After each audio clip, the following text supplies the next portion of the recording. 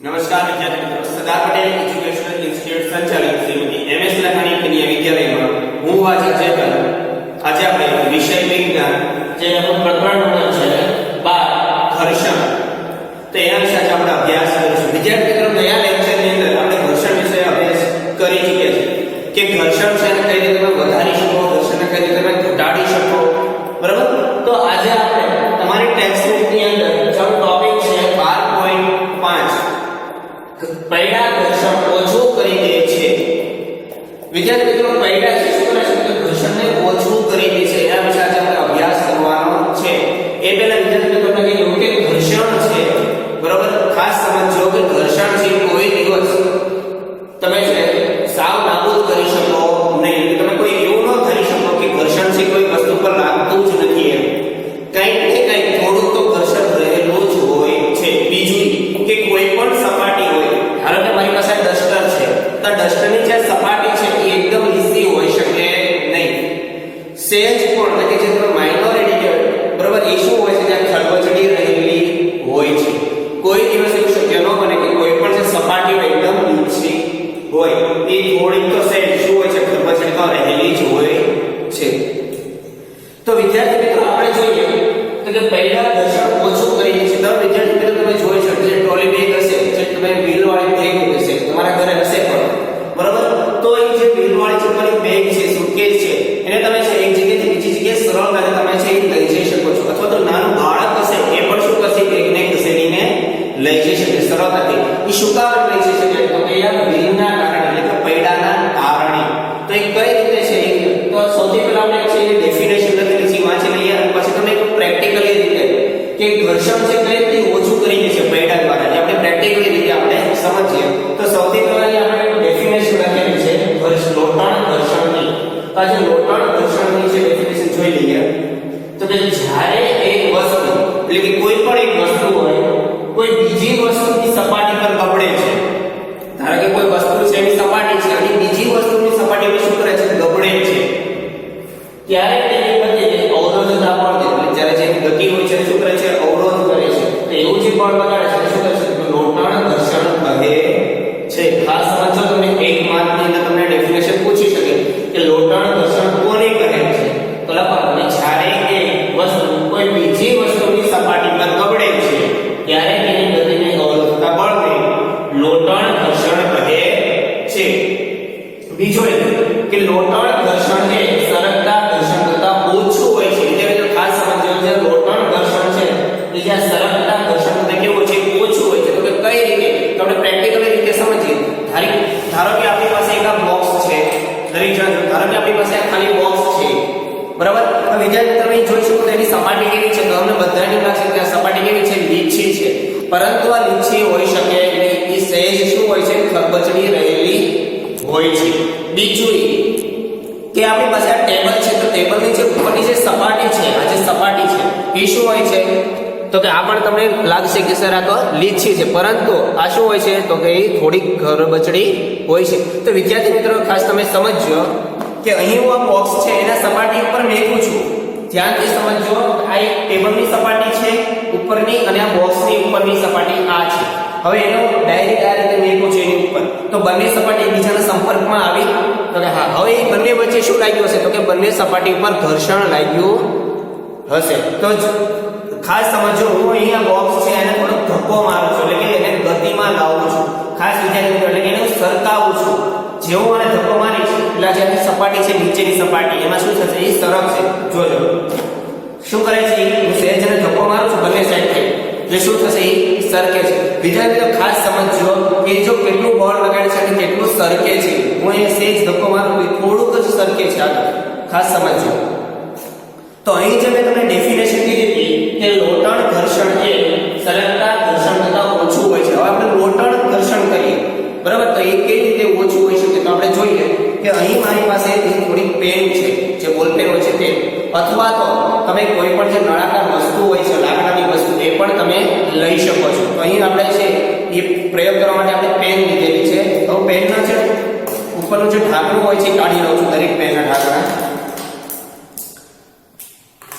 હવે વિદ્યાર્થી મિત્રો તમે જોવો છો કે આ બધી પેન છે કેવી છે એકદમ ગોળ છે એટલે કે નળાકાર સ્વરૂપમાં પેન રહેલી છે તમને બધાને ખબર છે આ પેન છે કેવી છે નળાકાર સ્વરૂપમાં હવે વિદ્યાર્થી મિત્રો હું જોવો છો કે અહીંયા હું સપાટી પર આ પેનને અહીં મેકી દઉં છું પેનને આ રીતે હું શું કરું છું તો અહીં મેકું છું હવે એના પર ખાસ સમજજો કે નીચેની સપાટી છે અને ઉપર હું નળાકાર છે એ પેન મેકું છું હવે એની ઉપર હું આ વસ્તુને મેકું છું ખાસ સમજો અહીં હું વસ્તુને શું કરું છું મેકું છું હવે વિદ્યાર્થી મિત્રો જો એની પર હું શું કરું છું બળ લગાડું છું એટલે કે હું આ બોક્સને છે એ બીજી જગ્યાએ ખસેડું છું તો અહીં મેં પેન મેકી છે બરોબર એને શું કરું છું બોક્સને છે એ જગ્યાએથી ખસેડું છું તો ધ્યાનથી સમજો એ બોક્સ છે કઈ રીતે છે આગળ વધે છે જો એ ઝડપથી વધે હું એને સહેજ જ ધક્કો મારું છું પણ એ શું કરે છે ઝડપથી ગતિ કરે જો હું એને સહેજ જ રેડો છું એ જો શું કરે છે ઝડપથી ગતિ કરે છે જો તો આ જે ગતિ કરે છે આ કેવું છે તો કે લોટણ ઘર્ષણ બળ કહેવાય શું કામ કહેવાય છે તો કે લોટણ ઘર્ષણ સરકતા ઘર્ષણતા ઓછું હોય છે હવે તમને ખબર પડી કે કેમ ઓછું હોય છે કેમ તો કે જે એક સપાટી છે બરાબર એ બીજી સપાટી વચ્ચે શું રહેલું હોય છે તો કે આ જે નળાકાર સ્વરૂપમાં છે કોઈ પણ પદાર્થ હોય વચ્ચે રહેલો હોય છે એટલે કે એની સપાટી પર શું કરતો હોય છે ગતિ કરતો હોય છે એટલા માટે લોટણ ઘર્ષણની વ્યાખ્યા એમ કહેવા માંગે છે કે જ્યારે એક વસ્તુ એટલે કે આ ટેબલ છે એક વસ્તુ બીજી વસ્તુની સપાટી પર ગમડે છે કઈ બીજી વસ્તુની સપાટી તો કે પેન છે એની સપાટી પર ગમડે છે ત્યારે તેની ગતિને અવરોધતા બળ એટલે એની ગતિને જે અવરોધ બળ છે બરાબર એને શું કહેવાય છે લોટણ ઘર્ષણ કહે છે ખબર પડી વિદ્યાર્થી મિત્રો લોટણ ઘર્ષણ છે કોને કહેવાય છે વિદ્યાર્થી મિત્રો આ ખૂબ જ એક સરળ છે એટલા માટે તમે જો વ્હીલ હોય ટાયર હોય છે પૈડા હોય છે બ્રેક છે એને તમે એક જગ્યાએ બીજી જગ્યાએ સરળતાથી તમે લઈ જઈ શકો છો જો ડાયરેક્ટ પેનને ઘસડવાનું કે તો તમારે ખૂબ જ બળ કરવું પડે છે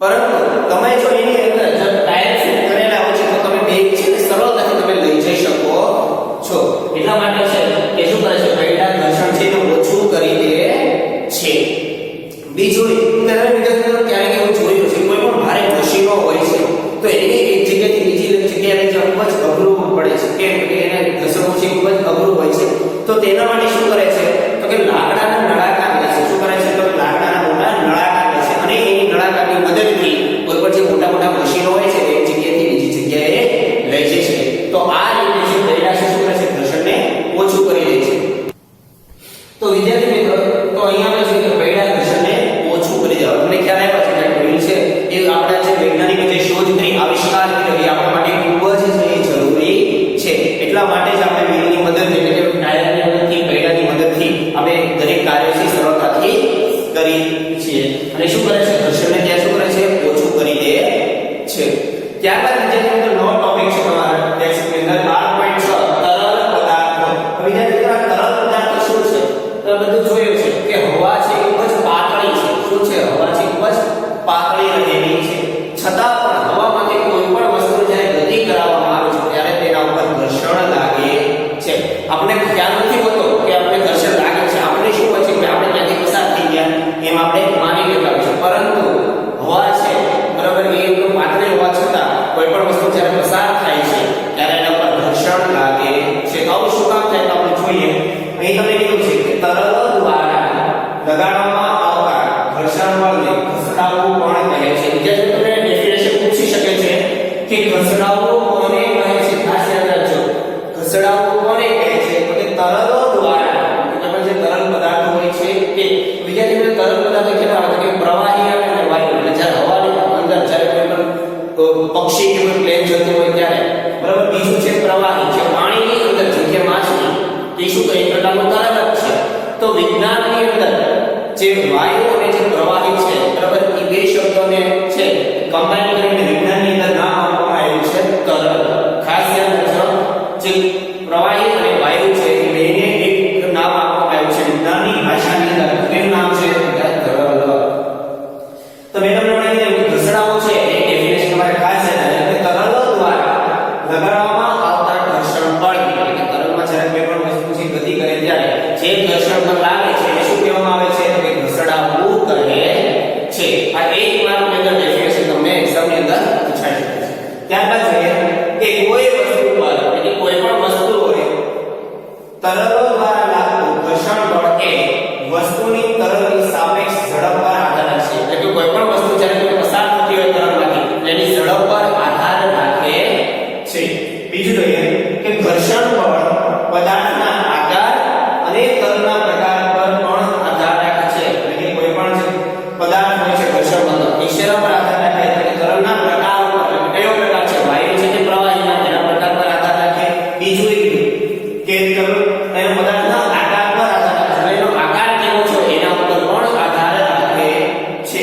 તો વિદ્યાર્થી મિત્રો વૈજ્ઞાનિક લોકોએ શું કર્યું છે કે ભાઈ આની એક સમજૂતી બનાવી કે ભાઈ એનું ઘર્ષણ છે આપણે કઈ રીતે ઓછું લગાવે, બરોબર? તો એ માટે વૈજ્ઞાનિકોએ કોઈ એવા અમુક આકારો લીધા છે કે જેના કારણે છે એ ઘર્ષણ શું કરી શકે? ઓછું કરી શકે. ત્યારે તો કે જ્યારે તરલમાંથી કોઈ પદાર્થ પસાર થાય છે ત્યારે એનું ઘર્ષણ પણ કેવું કરે? ઓછું થાય. એ માટેના કેટલાક આકારો ઉપરથી એમને સમજૂતી મેળવી. તો અહીં તો મેં પ્લેનનો આકાર આપેલો છે. શું છે? ભાઈ પ્લેન છે, બરાબર? વિદ્યાર્થી મિત્રો તમે પ્લેન જોઈ જ હશે. દરેક જણે વિદ્યાર્થીઓએ પ્લેન જોઈ છે. બીજું કે તમે પક્ષી પણ જોયું હશે. જોઈ છે દરેક પક્ષી. તો વિદ્યાર્થી મિત્રો પક્ષી અને પ્લેન બંનેનો આકાર કેવો છે તમે જોઈ શકો છો. એક સરખો જ લાગે. પક્ષીને પણ બે પાંખ હોય છે, પ્લેનને પણ કેવી હોય છે? બે પાંખો હોય છે.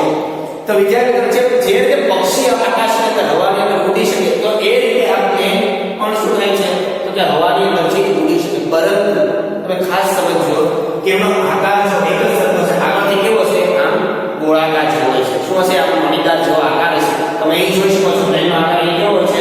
મણીદાર છે, ગોળ જેવો હોય છે. તમે જોઈ શકો છો. જ્યારે પક્ષીનો પણ આકાર કેવો છે? આગળ એના મોઢા હશે. જ્યારે પક્ષીનું મોઢું ત્યારે એનો આકાર પણ કેવો છે? જેમ ચાચુ ભાગેથી જ્યારે ઉડતું હશે ત્યારે કેવો? એનો મણીદાર હશે. એ શું કામ એમ રાખવામાં આવે છે કે એનું કારણ એ છે કે જ્યારે કોઈ પક્ષી જ્યારે કોઈ પ્લેન કે હવામાં ગતિ કરે છે ત્યારે શું કરે છે? તે હવાની વચ્ચેથી છે એ શું છે? હવાને સાઈડમાં કરીને એટલે કે હવાને અંદર કાપીને શું કરે છે? આગળ વધે છે. જેનાથી ઘર્ષણ પણ કેવું થાય છે? એનું ઓછું લાગે છે અને ઝડપથી છે આગળ ઉડી શકે. એટલા માટે બીજું ઉદાહરણ એ કે વિદ્યાર્થીઓ તમે સ્ટીમર જોયું હશે. સ્ટીમર પાણીમાં ચાલતું હશે. દરેક જણા જોયું હશે, બરાબર? બીજું ઉદાહરણ માછલી. માછલીનો પણ આકાર કેવો છે? આગળથી છે ગોળાકાર એટલે કે મણીદાર જેવો હોય છે. સ્ટીમરનો આકાર પણ તમે વિદ્યાર્થી મિત્રો જોજો. કોઈ દિવસ આ રીતે ચોરસ તમે નહીં જોયું હોય. આગળ સેજ ભાગ છે વળેલો હોય છે. તેનું કારણ શું છે? તો કે પ્રવાહી પદાર્થ જ્યારે તરલ માર્ગમાંથી પસાર થાય છે ત્યારે છે ને હવાને કારણે પાણીના કારણે જેના પર ઘર્ષણ પણ લાગે છે કેવું થાય? ત્યાં ઓછું થઈ જાય. એટલા માટે એનો આકાર છે કેવો કરવામાં આવે છે? આગળથી સેજ મણીદાર અને ગોળાકાર જેવો કરવામાં આવે છે. જેથી કરીને કોઈ પણ વસ્તુ છે એ આ તરલ પદાર્થમાંથી શું કરે છે? પસાર સહેલાઈથી થઈ શકે. તો આ તો વિદ્યાર્થી તરલ ઘર્ષણ. તો વિદ્યાર્થી મિત્રો તમે ખાસ સમજાશો કે પૈડા ઘર્ષણ ઓછું કરી દેશે. શું કામ ઓછું કરી દેશે? અને પૈડો છે ખૂબ જ આપણી માટે આવિષ્કાર એટલે વરદાન સ્વરૂપે